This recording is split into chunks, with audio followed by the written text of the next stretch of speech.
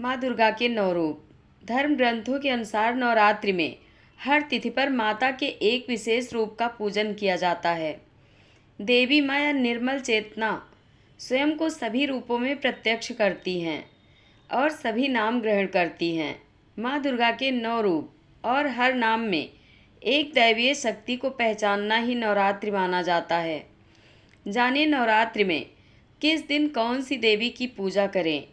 हिंदू धर्म के अनुसार एक वर्ष में 4 नवरात्रि होती है, लेकिन आमजन केवल 2 नवरात्रि चैत्र व शारदीय नवरात्रि के बारे में ही जानते हैं। आषाढ़ तथा माघ मास की नवरात्रि को गुप्त नवरात्रि कहा जाता है। पहले दिन करें माँ शैलपुत्री का पूजन। नवरात्रि के पहले दिन को माँ शैलपुत्री की पूजा की जाती है। मार्कंडेय पुराण के अनुसार देवी का यह नाम हिमालय के यहाँ जन्म होने से पड़ा और हिमालय हमारी शक्ति, दृढ़ता, आधार व स्थिरता का प्रतीक है। माँ शैलपुत्री को अखंड सौभाग्य का प्रतीक भी माना जाता है। नवरात्रि के प्रथम दिन योगी जन अपनी शक्ति मूलाधार में स्थित करते हैं व योग साधना करते हैं। हमारे जीवन प्रबंध में दृढ़ता, स्थिरता व आधार का महत्व सर्वप्रथम है। अतः इस दिन हमें अपने स्थायित्व व शक्तिमान होने के लिए माता शैलपुत्री से प्रार्थना करनी चाहिए। शैलपुत्री की आराधना करने से जीवन में स्थिरता आती है। हिमालय की पुत्री होने से यह देवी प्रकृति स्वरूपा भी हैं। स्त्रियों के लिए उनकी पूजा करना ही श्रेष्ठ और मंगलकारी है।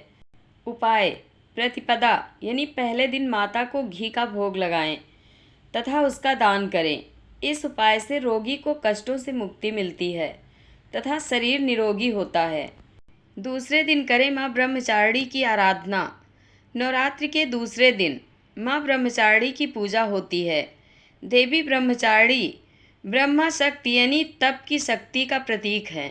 इनकी आराधना से भक्त की तप करने की शक्ति बढ़ती है, साथ ही सभी मनोवांछित कार्य पूर्ण होते हैं। ब्रह्मचारिणी हमें यह संदेश देती हैं कि जीवन में बिना तपस्या अर्थात कठोर परिश्रम के सफलता प्राप्त करना असंभव है। बिना श्रम के सफलता प्राप्त करना ईश्वर के प्रबंधन के विपरीत है। अतः ब्रह्म शक्ति अर्थात समझने व तप करने की शक्ति हेतु इस दिन शक्ति का स्मरण करें। योग शास्त्र में यह शक्ति स्वाधिष्ठान में स्थित होती है। अतः समस्त ध्यान स्वाधिष्ठान में करने से यह शक्ति बलवान होती है एवं सर्वत्र सिद्धि व विजय प्राप्त होती है। उपाय: द्वितीय तिथि यानी नवरात्रि के दूसरे दिन माता को शक्कर का भोग लगाएं तथा उसका दान करें। इससे साधक को लंबी उम्र प्राप्त होती है। तीसरे दिन करें माँ चंद्रघंटा का पूजन। यह शक्ति माता का शिवदूती स्वरूप है। इनके मस्तक पर घंटे के आकार का अर्धचंद्र है, इसी कारण इन्हें चंद्रघंटा देवी कहा जाता है। असुरों के साथ युद्ध में देवी चंद्रघंटा ने घंटे की टंकार से असुरों का नाश कर दिया था। नवरात्रि के तृतीय दिन इनका पूजन किया जाता है।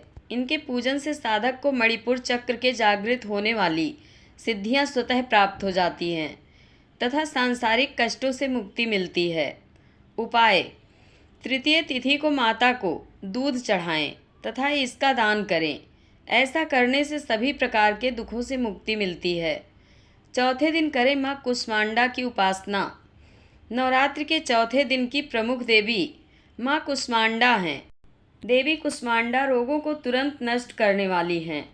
इनकी भक्ति करने वाले श्रद्धालु को धन, धान्य और संपदा के साथ साथ अच्छा स्वास्थ्य भी प्राप्त होता है। माँ दुर्गा के इस चतुर्थ रूप कुष्मांडा ने अपने उदर से अंड अर्थात ब्रह्मांड को उत्पन्न किया। इसी वजह से दुर्गा के इस स्वरूप का नाम कुष्मांडा पड़ा। नवरात्रि के चतुर्थ दिन इनकी पूजा और आराधना की जाती है।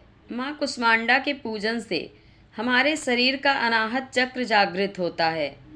इनकी उपासना से हमारे समस्त रोग व शोक दूर हो जाते हैं। साथ ही भक्तों को आयु, यश, बल और आरोग्य के साथ साथ सभी भौतिक और आध्यात्मिक सुख भी प्राप्त होते हैं। उपाय: चतुर्थ तिथि को माता को मालपुआ चढ़ाएं व गरीबों को दान कर दें। इससे सभी प्रकार की समस्याएं स्वतः ही समाप्त हो जाती हैं। 5वें दिन करें स्कंद माता की पूजा। धर्मशास्त्रों के अनुसार नवरात्र की पंचमी तिथि को स्कंद माता की पूजा की जाती है। स्कंद माता भक्तों को सुख शांति प्रदान करने वाली हैं। देवासुर संग्राम के सेनापति भगवान स्कंद की माता होने के कारण माँ दुर्गा के 5वें स्वरूप को स्कंद माता के नाम से जानते हैं। स्कंद माता हमें सिखाती हैं कि जीवन स्वयं ही अच्छे बुरे के बीच एक देवासुर संग्राम है। वह हम स्वयं अपने सेनापति हैं। हमें सैन्य संचालन की शक्ति मिलती रहे, इसलिए स्कंद माता की पूजा आराधना करनी चाहिए। इस दिन साधक का मन विशुद्ध चक्र से अवस्थित होना चाहिए, जिससे कि ध्यान वृत्ति एकाग्र हो सके। यह शक्ति परम शांति व सुख का अनुभव कराती है। उपाय: पंचमी तिथि यानी नवरात्रि के 5वें दिन माता दुर्गा को केले का भोग लगाएं व गरीबों को केले का दान करें। इससे आपके परिवार में सुख शांति रहेगी। छठे दिन करें माँ कात्यायनी का पूजन। नवरात्रि के छठे दिन आदिशक्ति श्री दुर्गा के छठे रूप कात्यायनी की पूजा अर्चना का विधान है। महर्षि कात्यायन की तपस्या से प्रसन्न होकर आदिशक्ति ने इनके यहाँ पुत्री के रूप में जन्म लिया था, इसलिए वे कात्यायनी कहलाती हैं। माता कात्यायनी की उपासना से आज्ञा चक्र जागृति की सिद्धियाँ साधक को स्वयमेव प्राप्त हो जाती हैं।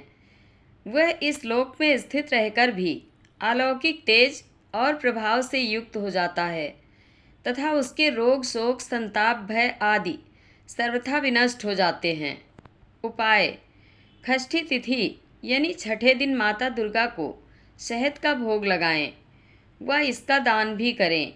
इस उपाय से धन आगमन के योग बनते हैं। 7वें दिन करें माँ कालरात्रि की पूजा। महाशक्ति माँ दुर्गा का 7वां स्वरूप है कालरात्रि।